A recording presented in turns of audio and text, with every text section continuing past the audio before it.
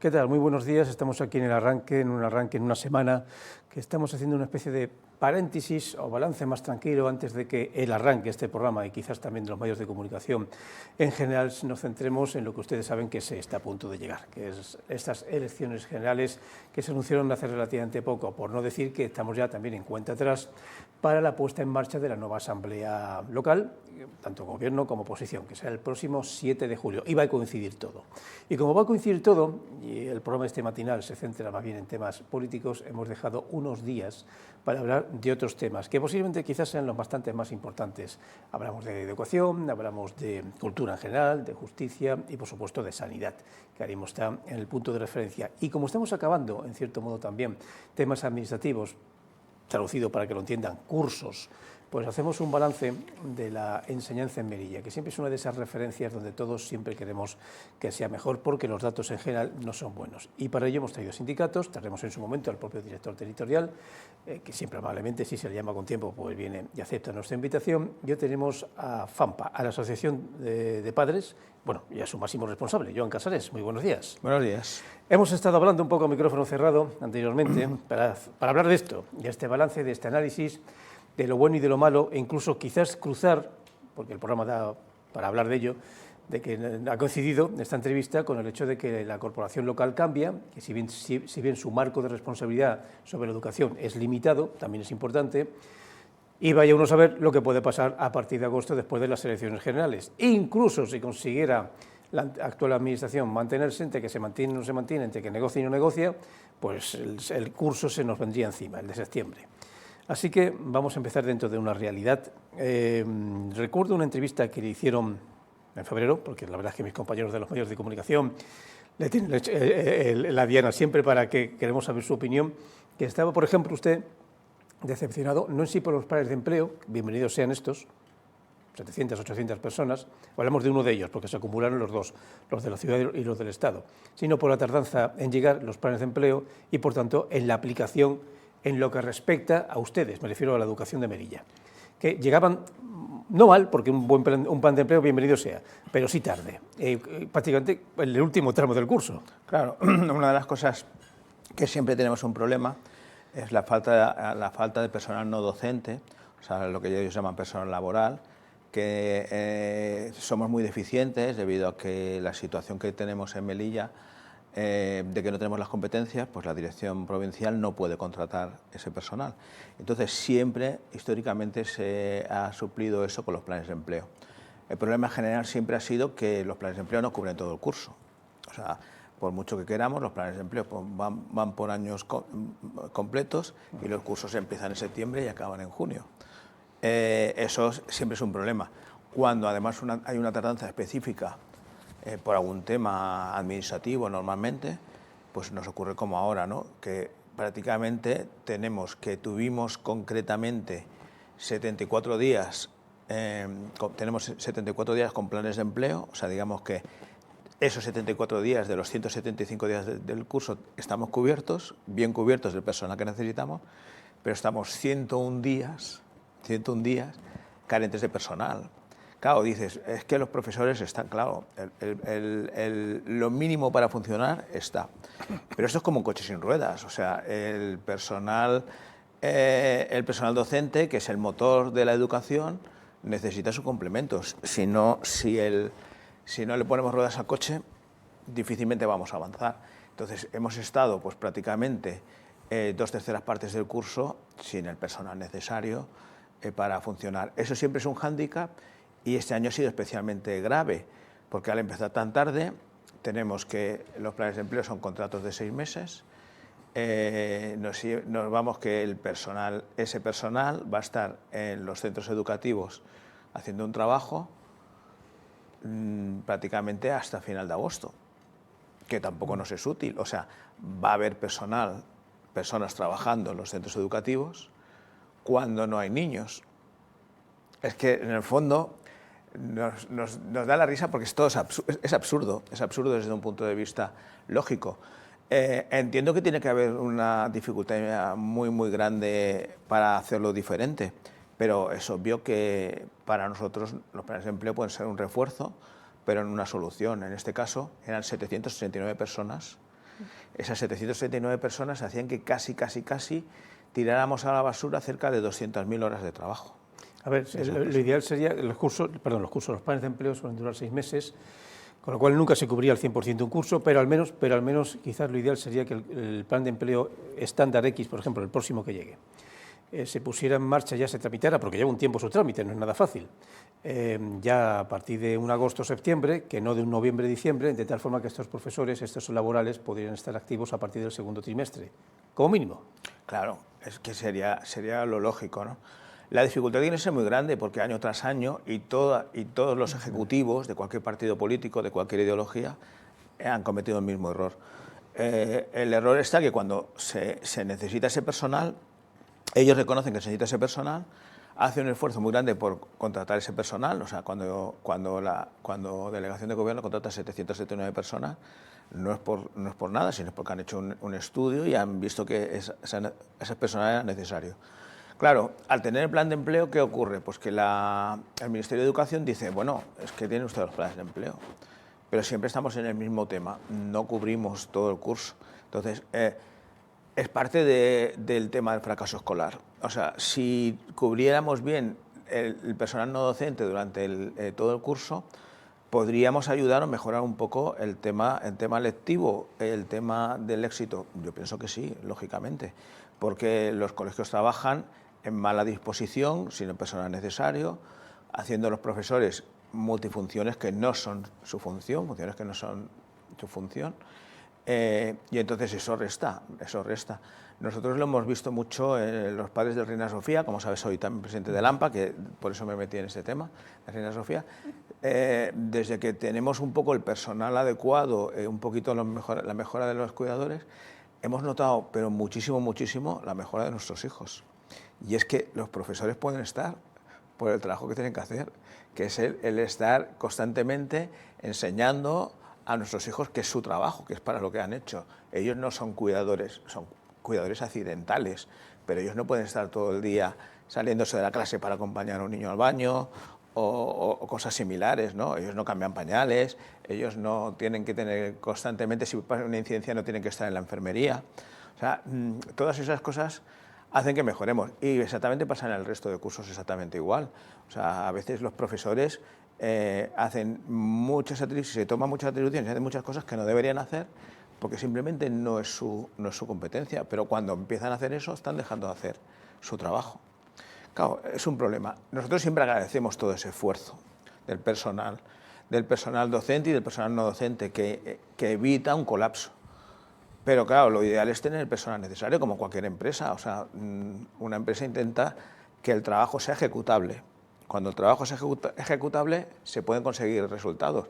Si tú tienes más trabajo del que puedes hacer, lo único que haces es estar hundido en trabajo, intentando sobrevivir a una situación, pero que no te lleva a un éxito laboral, no te lleva a, por ejemplo, poder lucirte para intentar progresar en tu trabajo. Sé que le dicen, a veces incluso casi le acusan de que usted, bueno, FAMPA, está en una especie de ambiente casi de, ¿cómo decirlo?, crónico desánimo. Un desánimo que es continuo, porque a pesar de los esfuerzos de las administraciones en que esto mejore, si hacemos con una comparación de aquí a 10 años, pues sí, la situación está mejor, e incluso hasta el COVID, dentro de su tragedia y drama, permitió un refuerzo del profesorado que la verdad es que se ha mantenido, 100 y pico, 140, 150 profesores, que la dirección territorial, y en eso punto para ella, luego logró mantener a pesar de que el COVID fue disminuyendo, más o menos, que a veces de vez en cuando vuelve y nos da algún sustito en estas últimas semanas.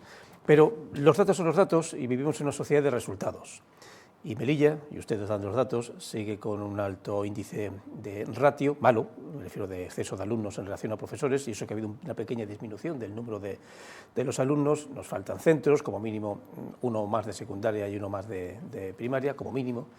A pesar de este esfuerzo de profesores, pues ellos mismos se dan cuenta, profesores y maestros, que la cosa no va bien. Las oposiciones que se van a hacer ahora es para consolidar puestos, más que para aumentar el número de profesores.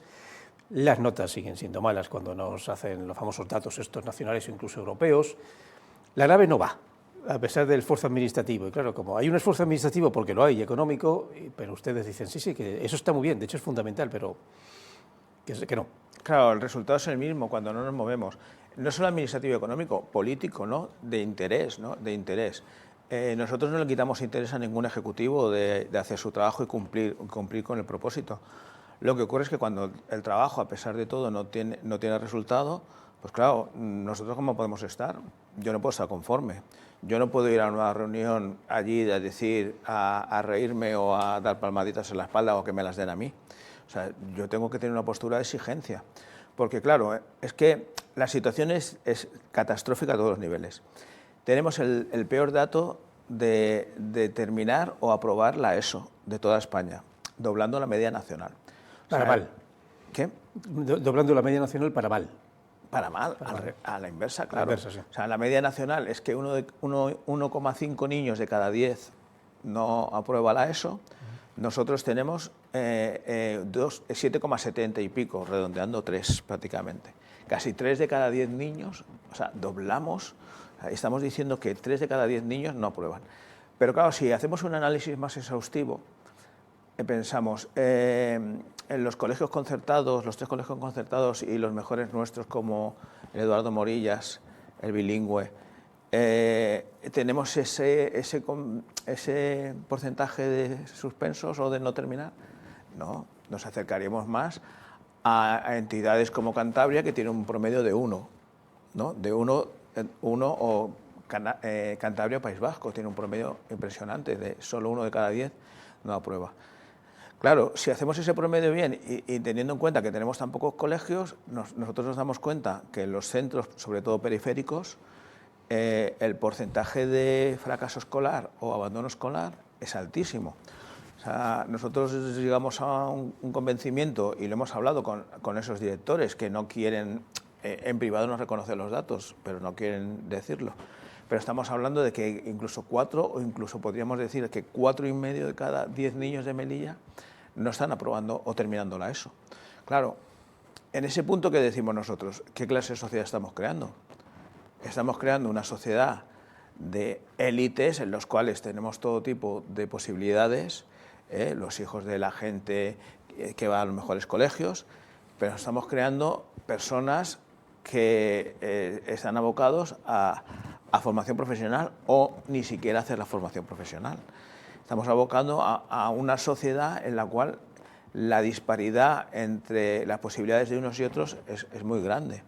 Eso solo puede ser negativo, entendiendo que además vivimos en una sociedad que está en 12 kilómetros cuadrados. Y estamos abocando a trabajos muy de base a una serie de personas, niños. Aquí pues sabemos que no hay industria, no hay muchas cosas, no hay muchas posibilidades. Entonces se puede trabajar en servicio doméstico, en hostelería, poco más. O ya te vas a la línea más mala que puedes hacer, traficar. Bueno, las cosas malas que sabemos. Supongo que le habrán pasado de vez en cuando el famoso testigo de vale, todo eso es verdad, pero ¿tú qué harías? ¿No? En alguna que otra discusión de un poco caliente que pueda tener, claro, haya podido tener la dirección territorial. Claro. ¿Cuál sería la situación, voy a decirlo, un poco idílica? Esto es un tema de un plan estratégico a medio y largo plazo por parte de una administración determinada, la que fuera, con amplios fondos para que esto cambiara en un lustro. Claro, nosotros siempre habíamos dicho, prácticamente desde el principio, desde que había otros presidentes de la federación con los que yo trabajaba como vocal para ellos, que lo primero que habría que hacer en Melilla es una reorganización y distribución del personal funcionarial que tenemos. Tenemos situaciones en que hay muchos sitios donde sobra personal y en otros sitios donde falta personal. Esa distribución nos podría dar una lógica. Segundo, el trabajo de base, muchas veces el fracaso escolar viene muy indicado con la pobreza. O sea, si nos fijamos, el fracaso donde está, zonas periféricas, donde se acumulan personas que su nivel socioeconómico pues es muy bajísimo. Eso indica que tienen mucha prisa porque los niños dejen del colegio, empiecen a trabajar. No, eso es un trabajo que tenemos que hacer las federaciones de padres desde la base, ¿no? Tendríamos que tener unos recursos para hacer prácticamente para lo que tienen que servir las asociaciones de padres. Las asociaciones de padres, lo primero es colaborar con el colegio, lo segundo es actividades extraescolares para los niños, y tercero, y muy importante, que lo tenemos totalmente abandonado, es formación para padres. Deberíamos poder tener unos medios y unos recursos para eso. En la actualidad, la situación de enfrentamiento, un poco ilógico con la Dirección Provincial y con el Ministerio de Educación, hace que prácticamente no tengamos ni diálogo. O sea, nosotros en la última vez que me pidieron acreditarnos, no nos acreditamos porque queríamos demostrar nuestro malestar con la situación que hay de abuso institucional, de maltrato institucional negligente y crónico por parte de la Administración, que yo siempre lo explico porque yo sé que personas se sienten mal, sobre todo las personas que trabajan en la Dirección Provincial, cuando digo eso, ¿no? Dicen, nos están señalando, porque las instituciones, no señalamos personas, señalamos instituciones, pero dicen, las instituciones trabajamos personas, pero es que no es culpa suya. La situación de Melilla viene específicamente porque estamos en un limbo legal. No tenemos competencias en educación, el Ministerio saca lo que se llama una ley orgánica para su implantación en todo. Cada comunidad autónoma hace a partir de esa ley sus propias leyes, sus propias disposiciones, sus propios reglamentos de cualquier tipo de ley, legisla y hace un desarrollo coherente de las cosas para que funcione. Nosotros nos quedamos aquí con lo que sea la ley orgánica, que da una posibilidad de interpretaciones muy amplia, muy amplia. O sea, realmente a veces cuando queremos denunciar algo nos damos cuenta que no podemos denunciar porque entra dentro del parámetro de la ley, pero no entra en el parámetro medio de la ley, entra en el parámetro medio de la ley. Con lo cual tenemos que dirigentes políticos lo que hacen es cubrir expedientes. Yo he cumplido con lo que se me está pidiendo, estoy cumpliendo la ley, nadie me puede denunciar, pero no se está ocupando de verdad de las necesidades de los padres y de las familias y de los niños y de los profesores. O sea, digamos que tendríamos que tener en cuenta que la situación que tenemos de legal que tenemos al no tener competencia nos sitúa en un paradigma en el cual se da todo el cabo de cultivo para que exista ese abuso institucional, ese maltrato infantil negligente y crónico, que siempre digo negligente. Maltrato infantil según el diccionario de la Real Academia Española, no hay duda sobre eso. Negligente, ¿por qué es negligente? Porque no es voluntario, porque nadie, ni siquiera los políticos, hacen algo voluntariamente para maltratar. La situación es la que hace que se maltrate a los niños y a la familia. Por eso es negligente y no es voluntario. Y crónico, porque está en el tiempo, porque no es de un ejecutivo en concreto. O sea, digamos que la situación viene de muchísimos años de que hemos estado en una situación, un limbo legal, en el cual la persona de turno, en el momento que le toca, simplemente, pues, yo he cumplido la ley. Bueno. ¿Qué pediría entonces ante la nueva Administración? Porque nos pilla esta compensación en una campaña de elecciones generales a la vuelta de la esquina, sí, que esperamos allá por noviembre y diciembre, nos la han adelantado para ya de ya. Y cuando digo nueva Administración Nacional, no pongo un color ideológico, sino podría repetirse la misma, no sé si con el mismo director territorial, o podría cambiar y siempre con otra, y el cambio siempre lleva un tiempo porque hay que aterrizar, situarse, poner en marcha nuevas aplicaciones, incluso si no cambiara el color, hasta también quizás habría que dar un margen de tiempo porque quizás habría nuevas órdenes, no todo seguiría el mismo camino. ¿Hasta qué punto, cuáles serían sus deseos para esa nueva Administración, fuera cual fuera? Hombre, nosotros consideramos que el Ejecutivo actual está agotado, que nosotros la situación que tenemos es que hay cosas que se pueden perdonar, pero hay cosas que consideramos que no podemos perdonar, pero sobre todo el no haber diálogo. O cuando ellos dicen que colaboremos, es que colaboremos con lo que ellos dicen. Vamos a ver, la colaboración tiene que ser recíproca. Una comunicación se produce en el momento que dos interlocutores interactúan al mismo nivel. No un interlocutor le dice al otro lo que tiene que hacer. Entonces, si nosotros no estamos conformes, podemos poder reflejarlo. Se comprometieron a que hubiera un consejo escolar de la ciudad para representarnos. Eso en la actualidad no existe. A nosotros nos representa el Consejo Escolar del Estado, en el cual pues, estamos diluidos. Tenemos un representante en Melilla. Para que lo entendamos, el Consejo Escolar que usted está proponiendo, que se propuso de forma casi teórica, ¿dependería de la ciudad autónoma o de la dirección territorial? Ahora mismo tendría que depender de la dirección territorial, pero como independiente, ¿no? Sí. Nosotros no tenemos Consejo Escolar del Estado. Ceuta y Melilla, al depender directamente del Ministerio de Educación, son las únicas dos ciudades que no tienen Consejo Escolar de la ciudad en este caso, ¿no? Cada comunidad autónoma, o sea, cada comunidad autónoma tiene un consejo escolar de la comunidad autónoma, cada provincia tiene un consejo escolar de la provincia y cada centro tiene un consejo escolar propio. Y nosotros no tenemos ni autonómicamente como ciudad autónoma, claro, ni como provincia. No. Ahora en junio hay una reunión de todos los consejos escolares a nivel estatal. Y no vamos. Claro, es que no vamos, es que no nos pueden citar porque no existimos. No existimos. Claro, yo siempre digo a través de la CEAPA, a través de la Confederación, presentamos la queja en el Consejo Escolar Estatal, del cual soy miembro suplente, pero no soy miembro suplente por Melilla, soy miembro suplente por CEAPA, por Madrid, por CEAPA. Yo espero estar como miembro titular el año que viene, porque el compañero al que tengo que suplir si no puede ir, ya tiene que dejar de pertenecer a la CEAPA, porque esto es una situación que si no tienes niño escolarizado no puedes continuar. Entonces ya me tocará como titular. Aún así seguimos estando en un estado de dependencia de que ellos quieran hacerlo. Necesitamos que se legisle a ese respecto. Eso es un incumplimiento flagrante. Y luego las situaciones que nos ha llevado, el no escucharnos, el no atendernos, el desprecio con el que pienso que han tratado a las familias, yo lo puedo explicar muy claramente. Han pasado situaciones muy duras en las cuales como mínimo ante una situación de maltrato infantil, hemos pedido que se reúnan con las familias afectadas y se han negado a hacerlo. Y a mí solo me han dado las reuniones que permite la ley. En ese caso, la situación está en que si tú estás ejerciendo tu poder para no dar la cara con personas que tus decisiones han afectado negativamente, al final lo que decidí como presidente en ese momento es, me volvieron a pedir por un email que presentara la documentación, no la presenté. No me acredité delante. De alguna manera digo, no me pueden obligar a que me acredite delante de mi maltratador. O sea, es así tan duro como lo que estoy diciendo.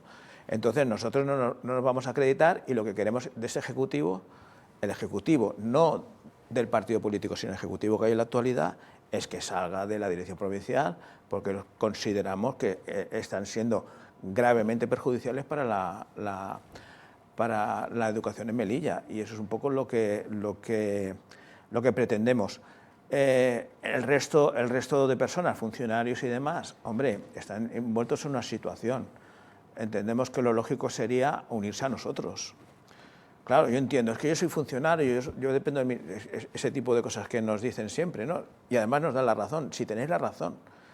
Pero si tenemos la razón, ¿por qué no podemos avanzar? Si todo lo hacemos mal, si muchos de nuestros niños no tienen una oportunidad educativa, si seguimos en la cola de todo, a todos los niveles, y nos dan la razón, ¿por qué no cambiamos eso? Entonces eso es un poco lo que decimos. Nosotros lo que deseamos del Ejecutivo que entre es, hombre, nos gustaría continuar con la LOMLOE, es un nuevo modelo, es un nuevo paradigma de leyes que implica las competencias, ha implicado un esfuerzo muy importante para poder implementarla, porque existe un cambio de mentalidad. Recordemos que hemos tenido muchas personas haciendo las mismas cosas de la misma manera durante muchos años, y hablando de los profesores en este caso, de repente tienen que cambiar la mentalidad y trabajar por competencias, que representa un cambio. O sea, realmente la materia no cambia, pero cambia cómo la impartes y cómo la evalúas. Eso es un cambio muy importante a personas que, imagínate, llevan 20, 30, a lo mejor hasta 40 años en educación y siempre han estado haciendo las cosas de la misma manera. Implica un esfuerzo muy importante. El esfuerzo se está haciendo, pero aquí, como siempre en todo, las sensaciones que tenemos es que la situación no cambia. Por lo tanto, queremos y deseamos un cambio, y queremos que ese cambio viene, ya se mantenga el gobierno actual o no, por un cambio de personas que puedan tener otro paradigma, otro talante, y que podamos tener un diálogo en igualdad de condiciones. Y cuando te digo en igualdad de condiciones, te doy un dato muy concreto para que veas mi malestar. Como presidente de AMPA Reina Sofía o como presidente de la Federación, yo habré escrito aproximadamente unas 20 cartas con registro de entrada. ¿Tú sabes a cuántas me han contestado en los 5 años que llevan? En los 5 años. ¿Cuántas me han contestado? A ninguna. O sea, si tú cumples la ley para dirigirte a la administración y le presentas las cosas como ellos quieren y les dices las cosas como ellos quieren, cosas como estas, tan claritas como las que estoy hablando ahora, no me contestan. Y no me contestan porque no me pueden contestar, porque no tienen respuestas a lo que se les está diciendo. Pero es que ni siquiera me han dicho, no tengo respuesta para eso. No quisiera dejar la entrevista sin tocar un tema más singular, porque estamos hablando un poco de temas generalistas, en el tema de la FAMPA, que es el de los niños especiales, los cuales ustedes también a través de los niños NES representan. De hecho, nos convocan muchas veces delante del Sofía para dar algún tipo de explicación en lo bueno o en lo malo. Fueron difíciles momentos el tema del COVID para todos, aquellos niños había que cuidarlos especialmente. A la vuelta recuerdo aquella crisis que hubo de niños especiales que no estaban en el centro Sofía, que estaban en otros centros y entonces no había ni aulas ni profesores especializados y fueron momentos muy complicados que no se pudieron estabilizar. Ya no digo arreglar, digo estabilizar. Hasta el curso siguiente, que creo que estamos hablando del curso pasado, a pesar de todo, ese continuum que sale a través de los medios de comunicación ha logrado, insisto, cuido las palabras, si no mejorar, sí estabilizar esta siempre difícil situación de los, corríjame si me equivoco, 60, 70, 80 niños. Sí, más o menos. En realidad son más. Lo que pasa que hasta que no se formó la plataforma NES no pudimos saberlo, porque digamos que en competencias directamente, sobre todo los que estaban en los centros de educación concertada, pues no tenemos datos, porque la federación es de centros públicos, no de centros concertados. Hemos mejorado la situación, pero a costa de sangre y fuego. O sea, realmente era necesario tener que hacer 2 manifestaciones, 2 entradas como hicimos en la puerta del colegio, para que un tema que todo el mundo reconoce como prioritario, que todo el mundo dice que tenemos razón, mejorará. Es ahí a lo que lucho. O sea, no podemos realmente gastar tanto esfuerzo y tanta energía en algo que caía por su propio peso. O sea, en la actualidad, hoy, hay niños que siguen estando en los huecos de la escalera, niños TEA en aulas TEA de los huecos de la escalera. O sea, es que está sucediendo hoy. Claro, dicen, es que tenemos un ratio muy importante, es que no podemos hacer cosas. Yo lo entiendo que tenemos, pero eso no quiere decir que yo me tenga que conformar. En la actualidad seguimos teniendo, durante mucha parte del año, hemos tenido mucha deficiencia. Ahora se pusieron 25 cuidadores a través de la CAM, eso ha mejorado un poco la situación. Realmente fueron pocos para el Reina Sofía, fueron 6 o 8, los demás para el resto de los centros, que cuando nosotros decimos que intentamos pedir, no solo pedimos para el Reina Sofía porque era muy visible, pero los otros centros eran muy necesarios. Eso ha facilitado un poco y ha mejorado las cosas, pero también lo ha hecho la CAM, lo ha hecho la Ciudad Autónoma de Melilla, con el voto a favor de los 25 diputados locales. Claro, eso dice, claro que hablamos y agradecemos ese esfuerzo a todas las partes, a todas, ¿no? Pero realmente es una responsabilidad del Ministerio de Educación. Tenemos unas partidas económicas que teóricamente estaban aseguradas para este año y para el año que viene, pero después ya no sabemos. Ese personal es necesario desde su inicio. Tuvimos un pulso muy importante, llegamos a escribir a la Fiscalía de Menores para pedir que cerraran el colegio si en cierto día determinado no estaban los cuidadores, porque nos quedamos con 6 cuidadores para 124 niños. Es que era una barbaridad, no había manera de no poner en riesgo a los niños. Y solo lo que funcionó ni siquiera fueron las manifestaciones, lo que funcionó fue la Fiscalía. Cuando la Fiscalía dijo que si no se ponía el personal ese día concreto, no había personal suficiente, que iba a iniciar los trámites para cerrar el colegio, es cuando realmente se movieron todos. Y en el último momento, como quien dice, ese lunes por la mañana, no me acuerdo la fecha exactamente, pero ese lunes por la mañana, 1 de noviembre me parece, ¿no? Ese lunes por la mañana, en reunión de Elena Fernández en la dirección provincial, es cuando estuvieron mandando a empresas de contratación temporal sin haber firmado los contratos todavía. Vete para allá, que si no vamos a tener problemas. Claro, ¿por qué tenemos que llegar a esta situación? O sea, yo siempre digo que ese cumplimiento de ley y ese esfuerzo tenía que ser suyo. Y de las cosas que tenemos que cambiar, que me has preguntado antes, que me parece una cosa muy importante, es que tiene que haber un director o directora provincial que sea un líder, que quiera cambiar las cosas, que pretenda y que luche incluso contra su propia administración o contra sus propios compañeros. Porque si no, lo único que hacemos es estamos en lo mismo. Si ponemos una persona con un ámbito muy administrativo que simplemente quiere cumplir la ley, volveremos a tener lo mismo. Cumplo expediente, carpeta, sí, lo tenemos todo arreglado, ¿no? Finalizamos con una buena noticia de un incidente no menor, bueno, relativamente menor, pero que tuvo mucha publicidad la semana pasada, si no recuerdo fue la semana pasada, esta misma semana. Lo anunciamos el sábado. El sábado lo anunciamos, pero bueno, venía del martes de la semana pasada. Un incidente de un chico especial que va en el autobús perfectamente, sin problema alguno, y en un momento determinado, pues al bajar del autobús, coge una piedra y la tira al autobús. Ni siquiera tenía fuerza en el hecho del acto, pero lo hizo, para sorpresa de todo el mundo, incluyendo del conductor del autobús, que obviamente se asustó un poco y además se enfadó porque no era costumbre por parte de ese chico hacer esas cosas. El caso es que una cosa llegó a la otra, hubo una rueda de prensa al respecto, cierta polémica. El tema se ha calmado, ¿no? Aparte del chico, los autobuses y el tema se ha calmado. No hay nada como un encuentro para poner un poco de frialdad a una situación que se calentó en un momento determinado que no queremos que se vuelva a repetir, porque además es el chico en cuestión un usuario normalizado del autobús. Claro, él iba normalmente. Él ha tenido un cambio de medicación y eso le hacía estar un poquito más nervioso que normalmente. Algo le pasaría en el autocar, entendemos que algo le pasaría en el autocar, que se bajó enfadado y de una manera sorprendente para todos, cogió y tiró una china contra el autocar. No fue una piedra, pero es que no hubo daños. Afortunadamente no le da a nadie, aunque sea una china, si le da a alguien le puede hacer daño, claro. Podía haber daños materiales, podía haber roto, es la luna delantera, podía haberla roto, podían haber pasado cosas esas, pero evidentemente no tenía ni marca.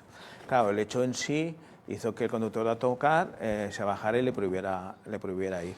Claro, nuestra queja ¿cuál era? Vamos a ver, el conductor del autocar siempre hemos dicho que para nosotros también era una persona de confianza, que lleva tiempo haciendo el trabajo, que es bueno en su trabajo. Entiendo que en ese momento es un momento de explosión, ¿no? De que uno puede actuar un poco, nos puede pasar a cualquiera, ¿no? Una situación que luego te das cuenta que se te ha ido un poco de las manos. No dejes a un niño de educación de necesidades especiales que no tiene una conciencia clara de lo que hace, ¿no?